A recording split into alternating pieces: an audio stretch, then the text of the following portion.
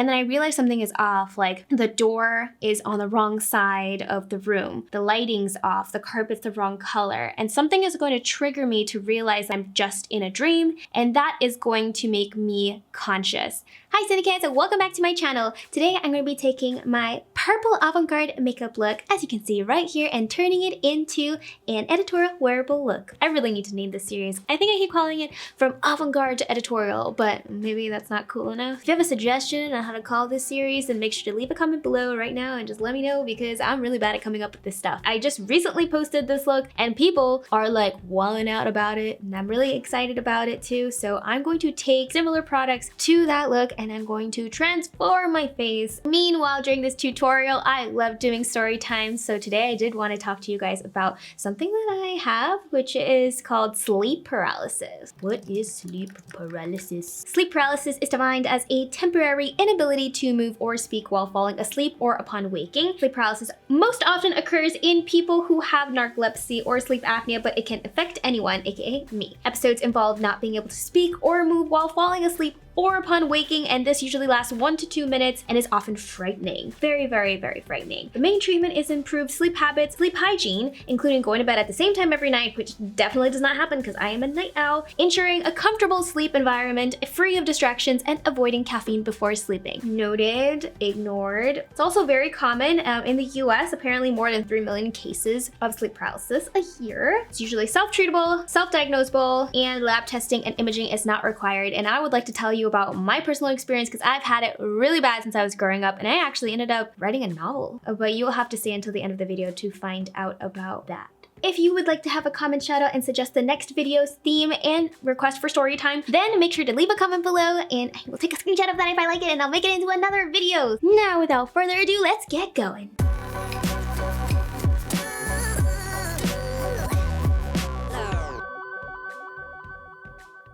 Alright, since I want to get to the good part, I'm going to do my base off camera and I'll come back in a second. And we're back. Here's how it's gonna work. I will tell a story every time I do a new step of my makeup. So come on closer. First things first, we're gonna go and layer this eyelid with Fix Potion from Karla Cosmetics. It's a gel adhesive that ensures your glitters, pigments, and eyeshadows will stay on for hours. I'm going to be creating an outline of the area where I'm going to be placing my glitters. This might be a little bit hard just because there's no like outline, so I can just see like the wet glistening areas, and I'm going to try to do it before it completely dries out. I have an angled brush with me and I'm making kind of a little wing liner this way, and then spread it out across the rest of my eye bowl. It only took a couple seconds, but now that it's dry, you can totally see where the gel is. And I will be taking the multi-chrome loose eyeshadow from Karla Cosmetics in Slumber Party. And these are so, so pretty. Oh! Pop some into the lid. A little goes a long way. Dab this around. Ooh, child. Look at that. That's just from the Fix Potion. Wow, this is honestly one of my favorite products I've ever discovered. It's so fun. So I'm just kind of brushing it outwards, letting the gel potion kind of pick up pigment for me. I'm gonna reinforce any place that feels like it's not thick enough. Highly, highly pigmented stuff. Boom. Check that out. Wow. Alright, because I've already powdered with my base, I'm gonna just take a brush and brush this off around this area. I wanna do this on the other side. Now that we're done with the multi-chrome eyeshadow base, I'm gonna let that sit for a second before I go in with some concealer. And let me tell you about my experience with sleep paralysis. I tend to get sleep paralysis whenever I go to sleep at like 3 o'clock in the morning one day, and then the next day I'll go to bed at like 9 o'clock at night. Like I said before, I am a night owl, so sometimes when inspiration strikes, I do end up working later because I feel like my circadian rhythm for creativity, for some reason, always has this explosion of ideas and my mind starts racing at like 11 o'clock at night. Sometimes when I'm really tired, I just go to sleep, doesn't really matter. But other times I do feel like I need to get these ideas out. So either photo shoots run late or I end up staying up, journaling, writing something. And then the next day, if I don't go to bed at the same time, I do end up like sleeping a weird number of hours. And also during jet lag, whenever I'm traveling back home to Manila, Philippines, or Taipei, Taiwan, I will always get sleep paralysis on those days because my whole rhythm is off. My sister also has this, but my other sister does not. I have 2 older sisters. Some people have said that they will probably open their eyes and then everything else is frozen. So for me, it's kind of like I know it's happening. It's usually triggered by like a nightmare and I feel like I need to get out because I'm so scared, and I'll sometimes wake up within the dream and try to fight myself to wake up. For example, when I used to sleep next to my sister as a kid, I knew she was right next to me, so I tried to scream as loud as I could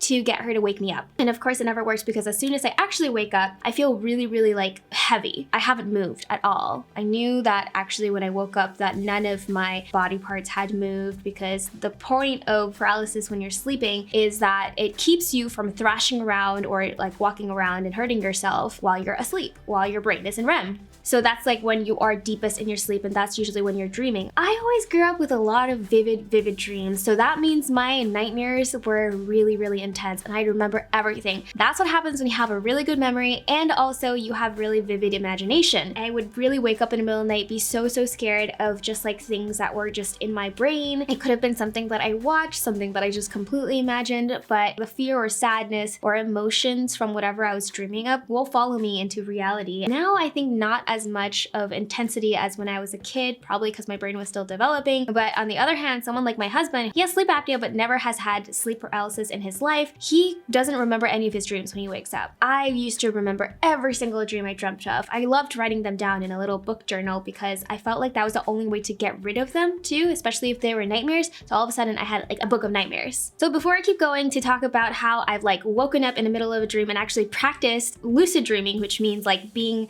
awake within your own dream, especially when you're in a dream within a dream, very Inception-like, I will go into my makeup again and conceal, correct this area so we get this nice sharp wing. For concealer, I'm going to use the Maybelline Fit Me Concealer in the shade of Sand Sable, and I'm just going to draw a line right here and another line right here. That's gonna help me cut this makeup. Technically, what would have been a better idea is probably to use micellar water to get rid of these lines, but I didn't want to take off my base makeup at the same time. Now, taking an angled brush, I'm actually going to use the Fix Potion brush because I've wiped all of the gel off. I'm going to make sure that this line looks very clean. Okay, I'm gonna blend this out with the Beauty Blender. Awesome! Check that out. Oh, check it out. And it's totally fine if your wings do not look exactly the same, because boom, does not look the same. It's fine. Now I'm gonna go in with my under eye and use the NYX Professional Makeup Eye Pencil in purple/violet. I'm gonna pull my eye slightly down so that I can get into my waterline and underneath. I wanna draw and be really generous about the eyeliner, but be also very careful because this is a very sensitive part of your eyeball. The word of the day is eyeball. And this got a kind of a nice shimmer that matches one of the colors within the multi-chrome eyeshadow.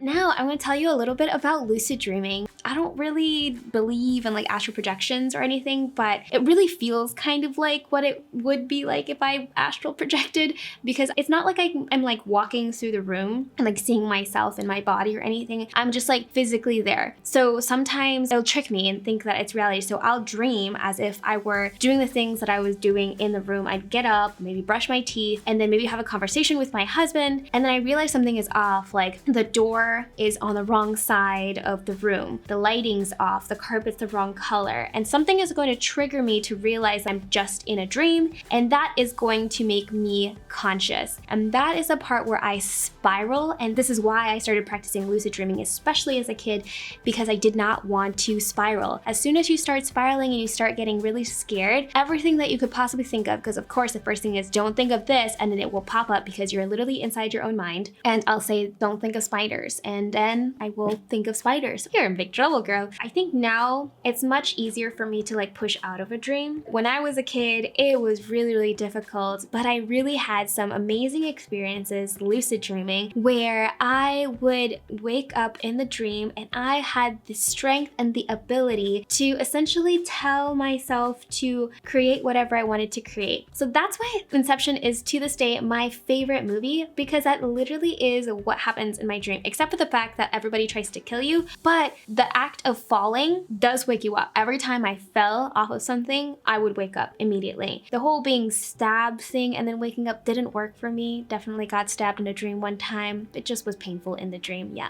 that was pretty sad. I do distinctly remember like flying. Like as a kid, I would dream of these like superpowers and being able to control things, and I would write them down because that would solidify that memory for me. So I had these dream journals, and in my dream journals, I would write the very descriptive scenarios of the surroundings, what I was feeling, what I was seeing. And one of them was I like went through a tunnel, almost like a water slide, and I'm on a disc that is colorful and spinning, and it's me and a bunch of people. I described the disc as amoebas, and they were kind of like connecting and disconnecting with different people's disc, and we never made contact or touch. We were all sliding down. It was water. It felt really fresh, but also really exhilarating, as if I was on a roller coaster. Everything in the air was just colorful, little bubbles of color, and they had like screens as if we were in like a sci-fi movie, and there were like computer and phone screens, and I would be able to reach out and tap these things, but I had to always keep myself on the disc. I felt like if I let go, I would fall. So I'm sliding through, and when I finally exit the tunnel, I feel like exhilarated because I've actually entered an ocean. We wash up along a beach, but it's not a beach, it's actually a parking lot, and the parking lot leads to a basketball course, and there's people playing basketball there. And one of them is my cousins, and I'm like, hey, what's up? What are you doing here? And the water slide has disappeared, and I keep going, and then I wake up. So I ended up really getting into like dream interpretations, and if I think that I have like some sort of a recurring symbol or element, I will always go to Google, and it has been pretty revealing. I'm really terrified of spiders. I have arachnophobia, and that's why like even if I like scroll through TikTok, for example, and then somebody posts about spiders, or they show a video where there is a spider, even if they animate it, even if it's cute looking,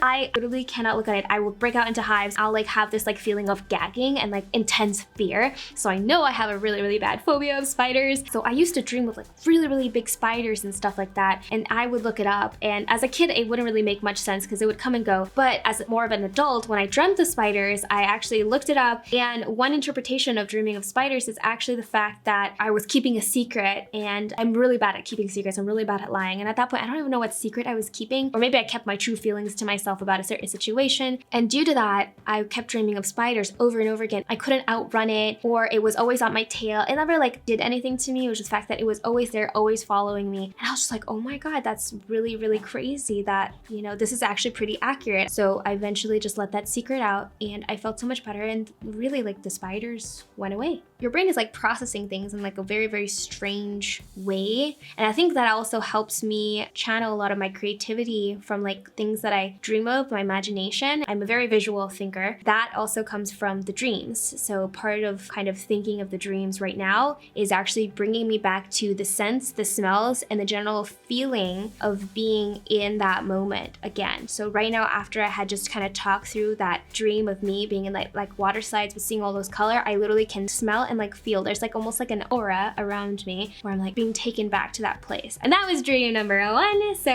let's go on and do another part of this makeup. I want to put on some eyelashes. So the first thing I'm going to do is take some black eyeliner from Makeup Revolution. I'm gonna actually like draw into my waterline. I don't want there to be a gap when I'm putting on my eyelashes. I have very, very small eyelashes with lots of spaces in between them. So this step actually helps make the eyelashes look more seamless. For my eyelashes, I will be using Estate Cosmetics, and this one is called Booty Call. Do you have any crazy dream stories? And if so, I really would love to hear some of it, so make sure to leave a comment below, and I will be responding to all the comments in the first couple of hours that they are placed on this video, because I want to chat with y'all. Tell me like what your worst nightmare, your best dream was like, or maybe the difference between your dreams as a kid versus your dream as an adult. I definitely dream more practically now, and I kind of do miss the beautiful, fantastical dreams I used to have as a kid, because it was just like so fun. Now my dreams are just like, oh my gosh, the fear of real life. Yeah, panorama. Shit gets real when you're older. You process things more realistically. Take me back. now that I have my eyelashes on, I think it's time to talk about my novel. I actually wrote a short story that was about 3 pages long for a English class in 8th grade. And I submitted it into a short story competition because I was really proud of it. I wrote about a dream that I had over and over again about this gorgeous, gorgeous garden. And I had this since I was a little kid. When I go in and there was just all these magical flowers and everything, I would see a door. And I just like was so intensely afraid of that door for some reason. At that door was almost like probably like reality. I was like, I don't want to go through that shit. I want to stay here. So I created a short story around that. I submitted it to a short story competition and I ended up winning first place in the Philippines, in Manila. That was really exciting. That was something that I totally didn't know that would happen. And with that, I was like, I want to turn this into a novel. So there are 4 sections of my story where the main girl is a 13-year-old, an 18-year-old, and a 19-year-old, and a 21-year-old. Or it might have been 13, 15, 18, and 21. It's been a while since I picked it up, but this is what it looks like. Found it together. It's very, very old. Darkness of the Mind. It's not completed till this day. I am almost 27. I wrote so much of this, and at the end I wrote to be continued. I had a journal where I would continuously write little snippets here or there of ideas how the story would continue, and it followed the story of a 13-year-old girl, which is when I started writing this book, and her name is Saridra. She basically realizes that she's awake in a dream. This is kind of like Matrix-y, but she discovers that there is a world where the dreams are actually a parallel universe. It's not just dream, it's dream realm, and that whenever you dream of anything, everything goes through a portal into that world, and that is what the dream realm is built on. It starts off as her being communicated by someone from the dream realm because the dream realm is in trouble due to a war that is happening between an organization called the Nightmares, with a capital N, and the core is a group that has been pulled together in order to fight against the Nightmares, because the Nightmares have been killing kids in their sleep. It's very morbid, I know. The reason I had added that part in was because of the fact that I did read that there was a danger of, and I don't know if this is completely true, but that if a baby under a certain age has a nightmare, there is a risk of them dying.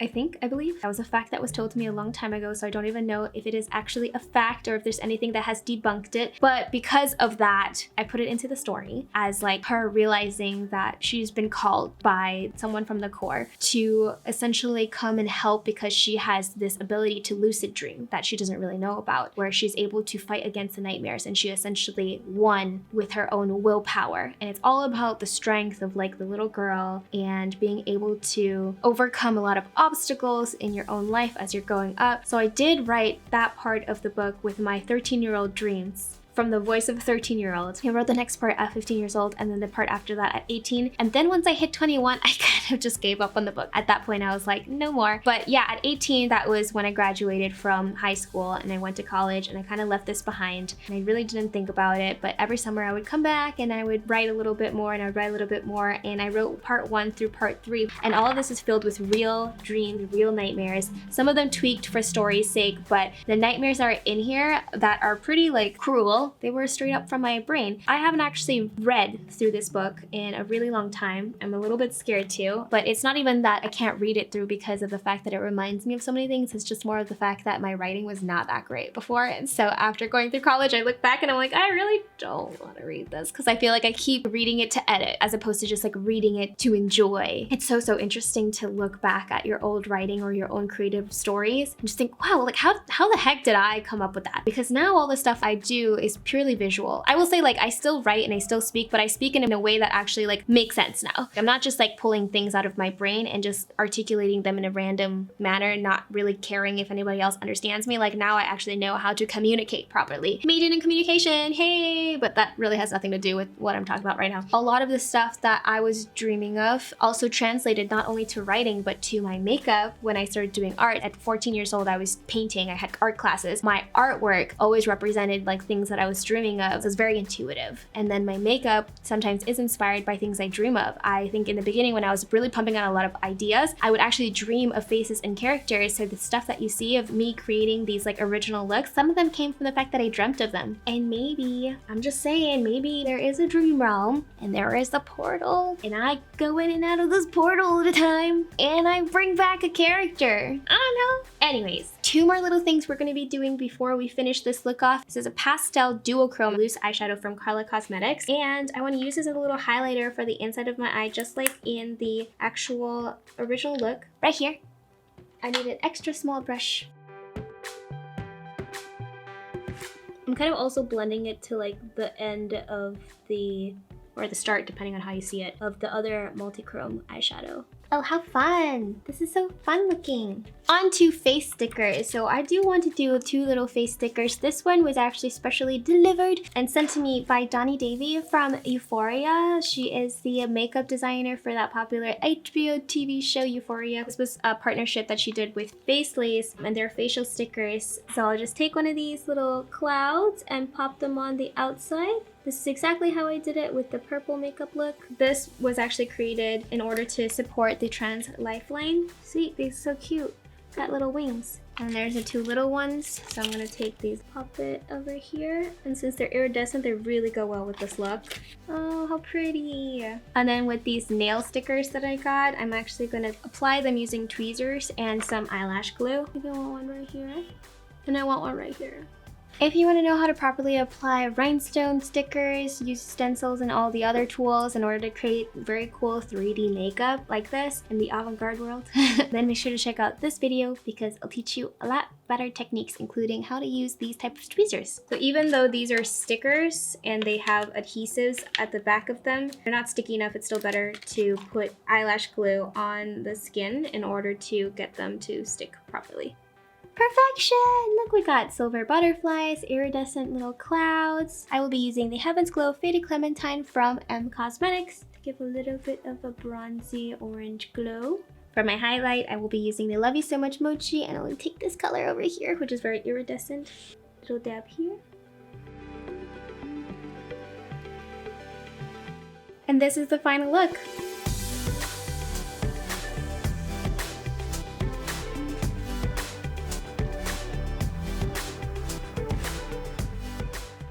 Kinda dreamy, not a nightmare. If you guys like this video, make sure to give it a thumbs up and leave a comment below of what story time you would like to see next and which look you want me to make a wearable version next. You can follow me on Instagram and TikTok at Cindy Chen Designs, and in addition, make sure to subscribe and hit the notification bell to this channel. As usual, stay creative and I will see you in the next one. Bye bye!